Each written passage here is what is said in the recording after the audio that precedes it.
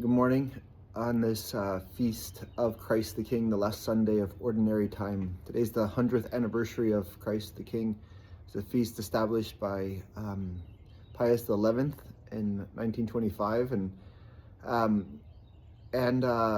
today's its celebration, the last Sunday of Ordinary Time, and I think it's a great day to end this liturgical season as we begin a new year next weekend with Advent in the church, thinking about all the different things maybe that have happened this past year and bring them before our King. And whether they be positive or negative or different types of experiences that we've had, to place them at the foot of the King and know that, ask God to reign, ask Christ to reign in those different moments of our history of this past year.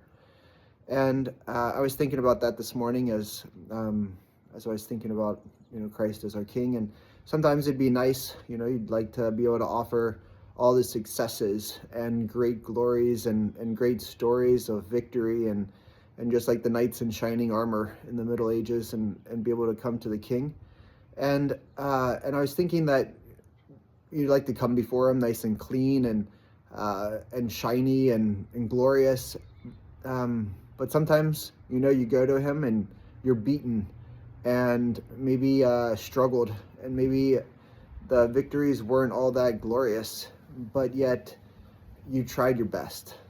And I think that's what appeases the heart of Jesus, especially on this feast of Christ the King, that we ask God not just to take our, glorious stories, but to be able to take those stories that took a lot of effort, those stories that are still grinding in our hearts, those stories that are still, causing us suffering and feeling beaten down, but that we ask God to reign. We ask God to reign in those different moments that can be challenging, not just where it's easy. And so we ask Christ to teach us, to keep us going, and especially as his knights in this battle for his glory. God bless you and have a wonderful day.